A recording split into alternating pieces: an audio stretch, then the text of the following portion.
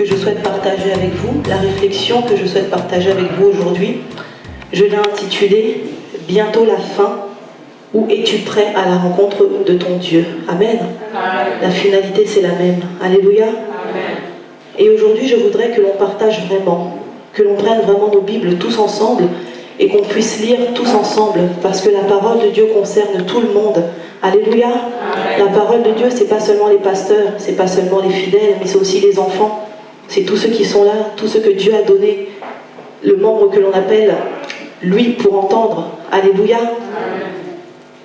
Alors, beaucoup d'événements m'ont interpellé durant ces derniers temps, et c'est de là que m'est venue cette réflexion. Que le message que je vous communique ce matin ne vous trouble point, mais qu'il vous fasse réellement prendre conscience que nous vivons la fin des temps. Alléluia. Amen. Je vais parler doucement et je vais articuler. Amen. Amen. Nous vivons la fin des temps et personne ne sait à quand l'avènement. Alléluia. Amen. Jésus lui-même ne le sait pas. Personne ne le sait. La Bible dit dans le livre de Matthieu 24, 36 que pour ce qui est du jour et de l'heure, personne ne le sait. Alléluia. Amen. Ni les anges dans les cieux, ni le Fils de Dieu, seul Dieu le sait. Amen. Amen. Et plus loin, il est écrit dans le livre de 1 Thessaloniciens 5, 1 à 3, que le jour du Seigneur viendra comme un voleur dans la nuit. Alléluia. Amen. Ce matin, notre réflexion va porter sur l'engagement que nous avons à l'égard de notre Dieu, de Jésus. Amen. Amen. Mais également sur la finalité de nos actions. La Bible dit dans le livre de Proverbes 16 que Dieu a tout fait pour un but, même le jour du malheur pour le méchant. Alléluia. Amen. Donc quand on fait des choses, il y a toujours un but, une finalité, un objectif. Quand on se lève le matin pour aller travailler, je pense qu'il y a très peu de personnes qui se disent « je pars travailler pour le plaisir de travailler ». Non, il y a un but, n'est-ce pas? Amen. On se lève le matin, on part travailler, c'est pour gagner un peu d'argent, pour pouvoir subvenir aux besoins de sa famille, pour se faire plaisir également, mais que l'on n'oublie surtout pas aussi de rendre grâce à Dieu par rapport à ce qu'il nous donne. Amen. Amen. La Bible dit dans le livre de Amos 4, 12 « Prépare-toi à la rencontre de ton Dieu ». Et plus loin, Jésus, dans le livre de Apocalypse, il dit « Je viens bientôt ». Amen. Amen. Les païens, donc ceux qui ne croient pas en Dieu, en Jésus, diront « Oui, c'est ça, dans tes rêves, tu viens bientôt. C'est ça, moi personnellement, voilà. » Et nous, en tant que chrétiens, c'est vrai qu'on le sait, mais on vit avec dans un petit coin de notre tête, parce que la vie continue. Ça fait des lustres que Jésus a dit « je viens bientôt ». Mais nous, on est toujours là. Donc on s'est dit « bah oui, Jésus vient bientôt, mais la vie continue ». Mais la vie ne continue pas. Amen. Amen. Alléluia. Amen. Dernièrement, nous avons notre frère Dimitri qui a fait un sujet de partage avec nous. Et d'ailleurs, je l'ai appelé cette semaine parce que je ne me souvenais plus du thème. Je savais de quoi ça parlait. Il avait donné un titre bien précis qui disait « Après l'heure, ce n'est plus l'heure ». Amen. Amen. Et moi, quand il a enseigné ça, c'est vrai que ça m'a beaucoup interpellée parce que par rapport à tous les événements qui se passent, et quand il a dit ça aussi, je me suis dit, mais c'est vrai que quand on dit après l'heure, c'est plus l'heure, ça veut dire que c'est le moment. Amen. Amen. C'est le moment de quoi? De se repentir de ses péchés. Amen. Amen. De donner sa vie à Jésus. Amen. Amen. De faire la volonté de Dieu. Car les événements que nous vivons actuellement nous montrent vraiment que nous vivons la fin des temps. Que ce soit le mariage homosexuel, que ce soit les attentats, que ce soit les tsunamis, que ce soit des enfants qui se rebellent contre leurs parents, les parents qui irritent leurs enfants. Tous ces événements, ce sont des choses que l'on voit, que l'on entend, mais c'était d'abord écrit dans la parole de Dieu. Donc il n'y a rien de nouveau. Alléluia. Amen. Alléluia. Amen. La parole de Dieu, c'est la vérité. Amen. Amen. Et moi, je vais aller plus loin dans la continuité du message de notre frère, parce que pour moi, c'est un message prise de conscience. Je vais juste vous dire une chose qui est écrite dans la Bible. Ne soyons pas des auditeurs oublieux, des personnes qui viennent à l'église, qui écoutent la parole, et quand ils ressortent, ils ne savent plus ce qu'ils ont entendu. Et c'est le diable qui fait ça, qui nous fait en sorte d'oublier les choses pour que l'on ne puisse pas faire la volonté de Dieu. Amen. Amen. Alléluia. Amen. Donc quand on entend des enseignements ici, c'est vraiment quelque part pour nous donner une leçon, pour nous servir de préparation quand on sera au ciel avec le Seigneur. Amen. Quand on loue le Seigneur, c'est pas pour le plaisir de louer, tu viens, tu loues, alléluia, amen. Non. C'est quelque part quand on vous dit de louer ici, il faut louer le Seigneur, quitte il faut transpirer, crier. Parce que dans le ciel, vous ne savez pas quelle joie il y a. Alléluia. Comment les anges sont. Alléluia. Alléluia. Maintenant, j'aimerais poser une question à 3 personnes. Donc, que celui qui veuille répondre. Amen. Si je vous demande, je ne sais pas, mon frère Xavier, par exemple, pourquoi est-ce que tu viens à l'église? Question, il n'y a pas de réflexion. Question. Déjà connaître la parole de Dieu. D'accord, merci. Une. Comment? Connaître la parole de Dieu pour mon salut. Amen, merci. Je vais demander à ma sœur Angèle, quand tu viens à la maison de Dieu, c'est pourquoi? Pour glorifier Jésus. Pour glorifier Jésus. Amen. Ma sœur Charlène, quand tu viens servir le Seigneur à la maison de Dieu, c'est pourquoi? Pour le remercier du souffle de vie qu'il me donne. Pour le remercier du souffle de vie qu'il te donne. Amen. Amen. Donc notre frère Xavier a dit que c'était pour connaître la parole de Dieu et pour le salut. Amen. Amen. Notre sœur Charlène a dit que c'était pour le remercier pour le souffle de vie. Amen. Amen. Et notre sœur Angèle a dit que c'était pour le glorifier. Amen. Amen. Tout cela c'est très très bien. Très bien. Et notre frère Xavier a donné une réponse également à ma réflexion. Donc c'est bien, on vient louer le Seigneur, on vient pour prier, pour l'adorer, pour écouter la parole de Dieu, pour rencontrer Dieu ou Jésus. Mais on oublie un élément très très très important et primordial, qui est le salut de nos âmes. Alléluia. Amen. Le salut de nos âmes. Qu'est-ce que c'est que le salut? Le salut, c'est le don gratuit que Dieu nous donne, nous offre en Jésus, pour nous pardonner nos péchés. Amen. Amen. Et rétablir une relation avec Dieu. Amen. Amen. Par la résurrection de Jésus et par l'envoi du Saint-Esprit, Dieu nous donne l'assurance de notre salut et il nous permet également de retrouver une relation intime avec lui. Amen. Amen. Quand on dit l'assurance du salut, c'est la vie après la mort, en présence de Dieu et en absence de tout mal. Alléluia. Amen. Il est possible pour une personne de venir à l'église tous les dimanches, de croire que Jésus est le Fils de Dieu, de chanter des hymnes pour la gloire de Dieu, d'avoir des responsabilités dans un ministère, mais d'avoir en même temps une foi qui est morte. Alléluia. Et il ne fait pas la volonté de Dieu. Alléluia. Amen. La Bible dit dans le livre de Jacques 2 que la foi sans les œuvres, d'ailleurs Papa Mabanza nous le dit souvent ici, c'est une foi morte. Certes, tu as la foi, mais tes œuvres doivent être conformes à la volonté de Dieu. Alléluia. Amen. Maintenant, j'aimerais qu'on prenne tous ensemble nos Bibles, parce que ça nous concerne tous.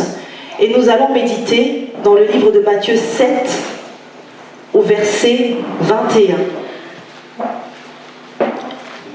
Matthieu, c'est le premier livre du Nouveau Testament.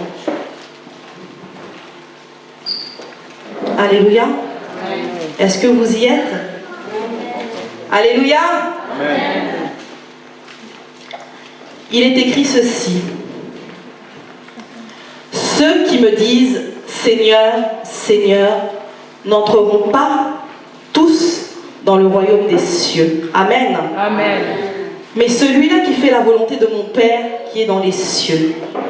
Plusieurs me diront en ces jours-là, Seigneur, Seigneur, n'avons-nous pas prophétisé en ton nom? N'avons-nous pas chassé des démons par ton nom? Et n'avons-nous pas fait beaucoup de miracles par ton nom? Alors je leur dirai ouvertement, je ne vous ai jamais connu. Alléluia. Amen. Retirez-vous de moi, vous qui commettez l'iniquité. Amen. Amen. Est-ce que vous imaginez un peu?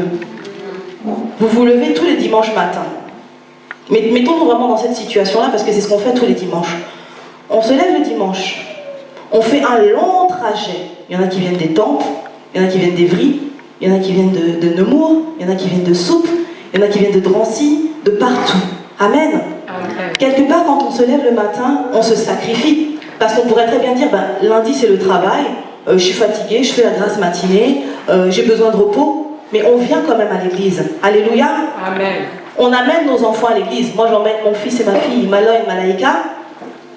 On chante la gloire de Dieu. On prie. On vient écouter les enseignements de Papa Mabanza, Papa Matondo qui nous bombardent de la parole de Dieu. On prophétise. On fait partie du comité. On a le zèle quand on fait partie du comité, on donne des idées. On fait partie du groupe d'intercession, on prie pour les âmes en détresse, on jeûne, on fait des retraites, on fait partie de la chorale. Ce sont des exemples que je vous donne. On a une belle voix pour chanter la gloire de Dieu, pour louer le Seigneur, ou au niveau de l'accueil, pareil, on reçoit les fidèles, on fait des actions de grâce, on donne sa dîme, on donne même pas 10%, mais on donne même 60%. On fait des actions de grâce, on pratique l'hospitalité, et le jour du jugement, Dieu nous dit: hors de moi, je ne vous ai jamais connu. Vous imaginez un peu? Quel choc, quelle déception, quelle tragédie, quelle tristesse. Alléluia. Amen. Alléluia. Amen. Dans ce passage de Matthieu 7, 21, le Seigneur nous met en garde contre tout engagement envers Dieu qui ne s'exprime que par la bouche. Amen. Amen. Jésus veut nous faire comprendre ici que notre admission dans le royaume des cieux n'est pas liée à ce que nous lui exprimons de vive voix, ni à ce que nous lui dirons au dernier jour. Alléluia. Amen. Seul celui qui met en pratique l'enseignement du Seigneur a le privilège de rentrer dans le royaume des cieux. Amen. Amen. Celui-là qui fait la volonté de mon Père, dit Jésus, entrera dans le royaume des cieux. Amen. Amen. La Bible déclare que si nous sommes sauvés, c'est par la grâce de Dieu, mais sur la base de notre foi. Amen. Amen. En Christ. Éphésiens 2:8. Mais cette foi ne se limite pas seulement à une déclaration publique de dire que Jésus est le Seigneur. Amen. Amen. Elle doit nécessairement s'accompagner d'actions qui démontrent notre amour vis-à-vis de Dieu, notre attachement à Jésus-Christ. L'amour, c'est la base de toute chose. On nous enseigne souvent ici les 10 commandements, mais la base, la finalité des 10 commandements, c'est l'amour. Amen. Amen. Lorsque nous servons Dieu, c'est par amour. C'est pas par dépit, par contrainte, ou par obligation, ou par envie, ou pour faire comme les autres.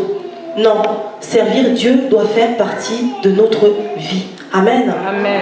Il est écrit dans le livre de Jacques 2,19. Tu affirmes avoir la foi en croyant qu'il n'y a qu'un seul Dieu. Amen. Amen. Tu fais bien. Mais les démons aussi ont cette conviction. Ils croient qu'il y a un seul Dieu. Ils y croient peut-être plus que vous, puisqu'ils en tremblent. Alléluia. Amen. Certes, ils ont aussi leur foi.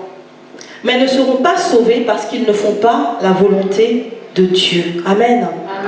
On peut accomplir des œuvres au nom de Jésus sans que celles-ci correspondent à la volonté de Dieu. Tu peux très bien dire je fais ça pour le Seigneur, mais dans ton cœur. Alléluia. Amen. La Bible dit que l'homme regarde à l'apparence, mais Dieu regarde ce qu'il y a à l'intérieur de ton cœur. Alléluia. Amen. Alléluia. Amen. Autrement dit, le fait de faire quelque chose au nom du Seigneur ne signifie pas nécessairement que cette action soit en accord avec la volonté de celui dont on a mentionné le nom. Amen. Amen. Quelles sont nos motivations? Servons-nous Dieu par habitude, par plaisir, ou pour faire comme tous les autres? Quel est notre objectif? Quelles sont les finalités de nos actions? La Bible dit dans le livre de Luc 6,46, et c'est Jésus qui pose cette question: pourquoi m'appelez-vous Seigneur, Seigneur, et vous ne faites pas ce que je dis? Amen. Amen. Celui qui s'adonne à l'iniquité, c'est-à-dire au péché. Le péché, c'est quoi? C'est s'éloigner du plan que Dieu a prévu pour nous et ne pas faire sa volonté. Alléluia. Amen. Celui qui mène sa vie selon ses impulsions, selon les impulsions de ses propres désirs. En d'autres mots, vous commettez le péché si, à votre façon, vous n'en faites qu'à votre tête, sans avoir la volonté divine. Alléluia. Amen. Maintenant, je voudrais que l'on partage tous ensemble. Je vais le lire rapidement. Matthieu 22, 14, il est écrit que il y a il y a beaucoup d'appelés, mais peu d'élus. Alléluia. Amen. Dans Matthieu 7, 13, il est écrit ceci. Car large est la porte, spacieux est le chemin qui mène à la perdition. Et il y en a beaucoup qui entrent par là. Alléluia. Amen. Mais étroite est la porte, resserré le chemin qui mène à la vie. Et il y en a très peu qui les trouvent. Amen. Amen. Et un peu plus loin dans le livre de 2 Corinthiens 5, 10, c'est la parole de Dieu qui le dit, parce que moi je m'inspire toujours de la parole de Dieu. Car il nous faut tous comparaître devant le tribunal de Christ, afin que chacun reçoive selon le bien ou le mal qu'il aura fait étant dans son corps. Alléluia. Amen. Hébreux 4, 13 dit « Nulle créature n'est cachée devant lui, mais tout est à nu et à découvert aux yeux de qui nous aurons à rendre des comptes. » Amen. Amen. Pour certains, et je vais m'arrêter là, ce sera un choc terrible. Ils croyaient être des citoyens du royaume de Dieu. Mais lors du jugement, Jésus leur demandera de prendre le chemin des condamnés. Et en ce jour-là, il y aura des pleurs et d'amers regrets.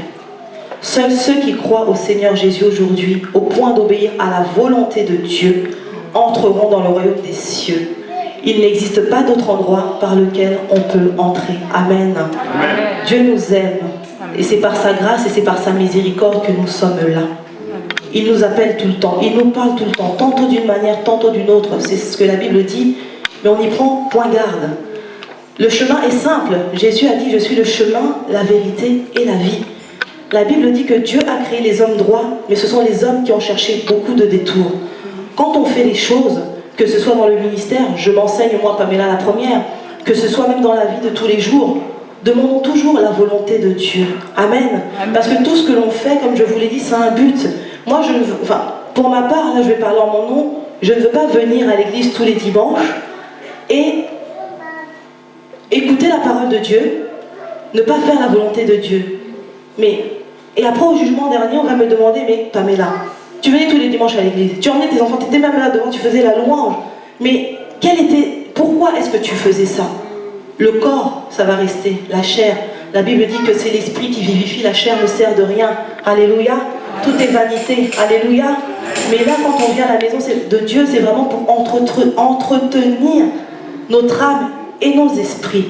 Demandons toujours la volonté de Dieu. Alléluia. Amen. Que l'Éternel vous bénisse. Et comme je vous l'ai dit, ne soyez pas des auditeurs oublieux. Ne soyons pas des auditeurs oublieux. Même quand on entend la parole de Dieu ici, le dimanche, quand on sort, papa Matondo avait dit une fois, bénissez toujours le Seigneur quand vous sortez. Quand vous arrivez chez vous, bénissez également le Seigneur. Et demandez une chose à Dieu.